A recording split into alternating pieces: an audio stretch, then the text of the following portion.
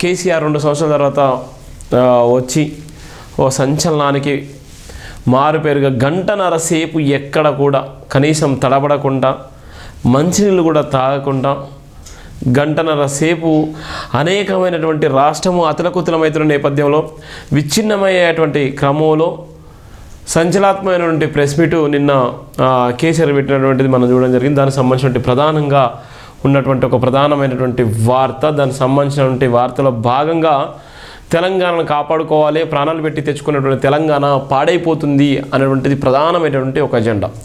తెలంగాణను మనం కాపాడుకోవాలి, తెలంగాణ కాపాడుకోకపోతే మన భవిష్యత్తు ఆగమైపోతుంది. కొట్లాడి తెచ్చుకున్నటువంటి తెలంగాణ అలా కాంగ్రెస్ ప్రభుత్వం వచ్చిన తర్వాత మళ్ళీ ఆగమైపోతుంది. రాష్ట్ర హక్కులను మనం కాపాడుకోవాలని ఆయన చెప్పిన నేపథ్యం కూడా మనం చూసినాం. ఇది నిన్నటి ప్రెస్ మీట్. తెలంగాణను కాపాడుకోవాలి, ప్రాణాలు పెట్టి తెచ్చుకున్న తెలంగాణ పాడైపోతుంది, పేదల సంక్షేమానికి దిక్కులేదు, మందకోడిగా ప్రాజెక్టుల నిర్మాణం, పాలమూరు రంగారెడ్డి ఎత్తిపోతుల పథకంలో తట్టెడు మట్టి తీసిందే లేదు, ఫాల్తు ముచ్చట్లతో కాలం గడుపుతున్నారు, తెలంగాణ సమ్మిళిక అభివృద్ధి వెనుకబడిపోతుంది, 420 హామీలలో ఎన్ని హామీలు అమలవుతున్నాయి, ఎరువుల పంపిణీలో మళ్ళీ పాత పద్ధతిలో చెప్పుల లైన్లు పెరిగిపోతున్నాయి, సర్వభ్రష్టి ప్రభుత్వం అంటున్న కేసీఆర్, తెలంగాణను దోచుకుంటే ఊరుకునేదే లేదు, పచ్చి అబద్ధాలు పచ్చి మోసాలు చలమనవుతున్నాయి. డాక్టర్ వరిగెల శివ ప్రధానంగా రాసినటువంటి ప్రధాన వార్త. ప్రాణాలు పెట్టి తెచ్చుకున్న తెలంగాణ పాడైపోతుందని స్పందించిన మాజీ సీఎం కేసీఆర్ మాటలతో ఏకీభవించిందని డాక్టర్ వరిగెల శివ స్పష్టం చేశారు. తెలంగాణ ప్రజలకు తెలియకుండానే రాష్ట్ర సంపాదనను దోచుకుంటున్నారని దుయ్యబట్టారు. నిల్లా దోపిడీని అరికట్టడంలో ప్రభుత్వం పూర్తిగా విఫలమవుతుందని కేసీఆర్ మాటలతో ఏకీభవించున్నారు. గత ప్రభుత్వ హయాంలో 100 చెక్ డ్యాములు నిర్మించబడ్డాయని, ప్రస్తుతం తెలంగాణ రాష్ట్ర ప్రాజెక్టు నిర్మాణం మందకొడిగా సాగుతుందని అభిప్రాయం వ్యక్తం చేశారు. పచ్చి అబద్ధాలు పచ్చి మోసాలతో కాంగ్రెస్ పార్టీ అధికారంలోకి వచ్చిందని కేసీఆర్ పలికిన మాటలు నేడు రుజువు అవుతున్నాయన్నారు. సంక్షేమ పథకాల అమలుపై తీవ్రంగా విరుచుకుపడుతూ ప్రభుత్వానికి పేద ప్రజల సంక్షేమం అంటే ఏమాత్రం పట్టింపు లేనట్టుగా వ్యవహరిస్తుందన్నారు. రాష్ట్రాల ప్రైవేట్ విద్యా దోపిడీ విచ్చలవిడిగా పెరిగిపోతుండగా ప్రభుత్వ విద్యా దోపిడీ కూడా అదే స్థాయిలో పెరిగిపోతున్న ప్రధాన అంశంగా గమనించాలన్నారు. విశ్వవిద్యాలయంలో ఎక్కడ చూసినా విచ్చలవిడి అవినీతి పెరిగిపోతుందన్నారు. విదేశాల్లో చదువుకుంటున్న ఎస్సీ ఎస్టీ బీసీ మైనార్టీ విద్యార్థులకు అంబేద్కర్ పేరు మీద, కొంతమందికి జ్యోతిరావు పూలే పేరు మీద, మరికొంతమంది గత ప్రభుత్వం 20 లక్షల వరకు ఫీజులు కట్టుటకు ఆర్థిక సాయాన్ని అందించబడగా నేడు అట్టి పథకం మరుగున పడే ఆస్కారం ఏర్పడిందన్నారు. రైతులకు సరిగా ఎరువులు సరఫరా చేయాలని దుస్థితిలో ప్రభుత్వ పాలన సాగుతున్నందుకు సిగ్గుతో తొలగించుకోవాల్సిన పరిస్థితులు ఏర్పడుతున్నాయన్నారు. రైతులకు సకాలంలో విద్యుత్తో పాటు ఎరువులు పంటలు పండించుకోవడానికి కావాల్సిన రైతు భరోసా ఆర్థిక సాయం అతి తక్కువ మోస్తారులో అందించబడుతుండగా రైతులు పండించిన ధాన్యాలను కొనుగోలు చేయడానికి ప్రభుత్వ కేంద్రాల కన్నా ప్రైవేట్ కొనుగోలు కేంద్రాలు విచ్చలవిడిగా చలమని సాగిస్తున్నాయన్నారు. రాష్ట్రంలో ఒడ్లు కొనడం లేదని రాష్ట్ర ప్రభుత్వం బోనస్ ఇన్నారే తప్ప దానికి దిక్కులేదన్నారు. రాష్ట్రం పెట్టుబడులతో ముందుకు సాగుతుందని ప్రభుత్వం పదే ప్రకటిస్తున్నప్పటికీ సోషల్ మీడియాలో ఇలా చెక్కలు కొట్టేటువంటి నేపథ్యం ఉంది. అయితే మాజీ ముఖ్యమంత్రి కేసీఆర్ గారు నిన్న చేసినటువంటి ప్రసంగాలు ఏవైతున్నాయో, నిన్న మాట్లాడినటువంటి ప్రెస్ మీట్లో సంచలన విషయాలు చెప్పిండు. 420 హామీలు ఇచ్చిలు, ఎంతవరకు హామీలు నెరవేరుతున్నాయి, ఎంతవరకు రాష్ట్ర ప్రయోజనాలకు ఉపయోగపడుతున్నాయి, ఎంతవరకు నిజంగా ఇప్పుడున్నటువంటి ఈ 2 సంవత్సరాల పరిపాలనలో ఎన్ని కొత్త ప్రాజెక్టులు ఇచ్చిళ్ళు, ఎన్ని కొత్త పథకాలు సృష్టించిళ్ళు అనేటువంటిది ప్రధానంగా నిన్న మాట్లాడినటువంటి ప్రధాన వార్త అయితే మనం చూడడం జరిగింది. ఇది జైబింద్ దిన పత్రికలో ఉన్నటువంటి ప్రధానమైనటువంటి మెయిన్ స్ట్రీమ్ వార్త. అలానే ఈరోజు ప్రధాన వార్త, ఎంత రోతిరి వింత మోసం.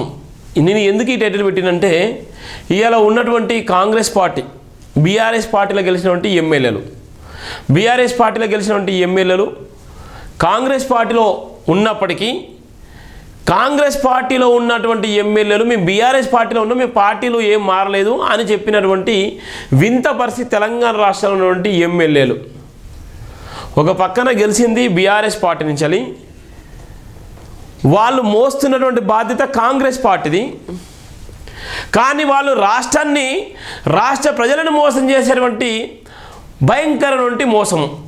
నిజంగా రాష్ట్ర ప్రజలు నిజంగా సిగ్గుతో తలంచుకోవాలి.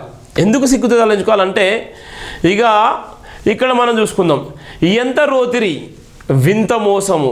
దేనికోసం ఇది అంటే, ఈరోజు ఎమ్మెల్యేలు బీఆర్ఎస్ పార్టీలో గెలిచినటువంటి ఎమ్మెల్యేలు కూడా కాంగ్రెస్ పార్టీలో చలమనవుతూనే కాంగ్రెస్ పార్టీకి అండగా కప్పుకున్నప్పటికీ కూడా వాళ్ళు మేము బీఆర్ఎస్ పార్టీలో ఉన్నాం, కాంగ్రెస్ పార్టీలో మేము లేమని చెప్పినటువంటి ఎమ్మెల్యేలు వాళ్ళందరికీ స్పీకర్ గారు ఏం చెప్పిండు, వాళ్ళందరూ కూడా ఆ పార్టీలో ఉన్నారు, ఈ పార్టీతో ఏ సంబంధం లేని ఆయన కూడా క్లీన్ చిట్ ఇచ్చిండు.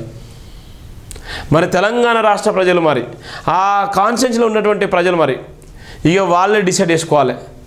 ఎంత ఘోరము, ఎంత దిగజారినటువంటి పరిస్థితి, ఎంత దిగజారిపోయేటువంటి రాజకీయాలు, పదవి కోసము ఎంత భయంకరమైన పరిస్థితులు ఉన్నారో ఇవాళ మనం తెలంగాణ రాష్ట్రంలో చూస్తే అర్థమైపోతుంది. పార్టీ ఫిరాయింపుల నాయకుల పరిస్థితి ఏంది? రాజకీయ వ్యామం పోయేదెలా? 10 మంది ఎమ్మెల్యేల పద్ధతి తప్పుతున్నారు. స్పీకర్ స్థాయి లాంటి నాయకులు అబద్ధాలను మరిగారు. పదవుల కోసం గింత పచ్చి అబద్ధాలు ఆడుతున్నారు. బీఆర్ఎస్ పార్టీని కొనసాగుతున్నామని అబద్ధాలు ఆడుతున్నారు. పార్టీలు మారిపోయామని పత్రిక ముఖంగా బహిరంగ వెల్లడించారు. అబద్ధాలకు అద్దు ఉండాలి, పదవుల్లో కొనసాగేందుకు బుద్ధి ఉండాలి. ఆత్మగౌరవం సంపుకొని పదవుల్లో కొనసాగడం సిగ్గుమాలినతనం. కుళ్ళు రాజకీయాలకు ఓనమాలు నేర్పుతున్న సీనియర్ నాయకులు డాక్టర్ వరిగెల శివ ప్రధానంగా రాసినటువంటి నేపథ్యం. ఒక పక్కన ప్రజాస్వామ్యం, రాజ్యాంగ విలువల కట్టుబడినటువంటి ప్రజాస్వామ్యంలో 10 మంది ఎమ్మెల్యేలపైన అనర్హత వేటు పడ్డప్పటికీ కూడా, స్పీకర్ గారికి పూర్తి బాధ్యతలు ఇచ్చినప్పటికీ 10 మంది ఎమ్మెల్యేలు కాంగ్రెస్ పార్టీలో ఉండి మేము కాంగ్రెస్ పార్టీలో ఉన్నామే కానీ మేము బీఆర్ఎస్ పార్టీలో కొనసాగుతున్నాం, మా పార్టీ అదే అని చెప్తున్నారు. ఎంత దారుణమైనటువంటి పరిస్థితి, ఎంత అవహేళన, ఎంత అవమానకరం తెలంగాణ రాష్ట్రంలో ఉన్నటువంటి ప్రజలకి. ఏ రాజకీయ స్వలాభం కోసం వీళ్ళు చేస్తుంది? సొమ్ము ఒకటిది, సోకొకటిది అనే విధంగా ఈ 10 మంది ఎమ్మెల్యేల పరిస్థితి ఉన్నటువంటి నేపథ్యం ఉంది. దానికి సంబంధించిన ప్రధాన వార్త. రాజకీయాల్లో రాజరికాన్ని కనపరచాలన్న డాక్టర్ వరిగెల శివ అన్నారు. బీఆర్ఎస్ పార్టీ చెందిన 10 మంది ఎమ్మెల్యేలు పార్టీ ఫిరాయింపులకు పాల్పడి తీరా చర్యలు చేపట్టే సమయం వచ్చేసరికి మాట మారుస్తూ పార్టీలు మారలేదంటూ ఉడాయించేశారు. ఆత్మగౌరవాన్ని తాకట్టు పెట్టే పదవుల్లో కొనసాగడం అంతకన్నా సిగ్గుమలిన పని మరి ఏదైనా ఉంటుందా అంటూ నిలదీశారు. స్వయానా సుప్రీంకోర్టు లాంటి అత్యున్నత న్యాయస్థానం తెలంగాణ రాష్ట్ర ఎమ్మెల్యేల పార్టీ ఫిరాయింపులపై ఆగ్రహం వ్యక్తం చేయడం, తెలంగాణ రాష్ట్ర ప్రభుత్వం తరపున స్పీకర్ న్యాయవాదులు సమూహంతో జరిపిన చర్చల్లో 10 మంది ఎమ్మెల్యేల వ్యక్తిగత సమాచారం న్యాయస్థానానికి చేరవేస్తూ సదరు ఎమ్మెల్యేలు పార్టీ మారలేదంటూ ప్రకటించడం సిగ్గుకరం ఉందన్నారు. సుప్రీం ధర్మాసనం అప్పటికే 8 మంది ఎమ్మెల్యేలపై త్వరితగతిన విచారణ చేపట్టి అందులో 5 ఎమ్మెల్యేలపై అనర్హత వేటు వేస్తూ దానిని రాష్ట్ర ప్రభుత్వానికి అమలుపరచాలని ఆజ్ఞాపించడంతో పాటు ప్రస్తుత పార్టీ ఫిరాయింపుల సభ్యులను దానం నాగేందర్, కడియం శ్రీహరి విచారణ పూర్తి కాకపోవడంతో ఆ 2 ఎమ్మెల్యేల రాజకీయ పదవులు భావితము అందకంలో నెట్టివేయబడిందన్నారు.